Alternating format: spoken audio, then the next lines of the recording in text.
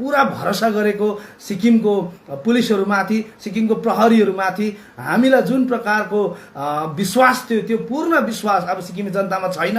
र सम्पूर्ण सिक्किमे नागरिकहरूलाई म के भन्न चाहन्छु भने अब सिक्किममा कुनै पनि कुराको अहिलेसम्म न्याय पाएको छैन अथवा हुँदैन रहेछ। सिक्किम पुलिस पनि अब पूर्ण रूपले राजनीति गर्नमा लागि परेको छ भने म ठहर गर्न चाहन्छु। किनभने आजसम्म त 18 दिन भइसक्यो, अहिलेसम्म त एक कल त आउनुपर्ने हो। मलाई यति त हुँदैछ, यहाँ पुग्यो हामीले नाम नम्बर सबै दिँदाखेरि पनि उहाँहरूले पुख्त सबुत छैन कुनै के।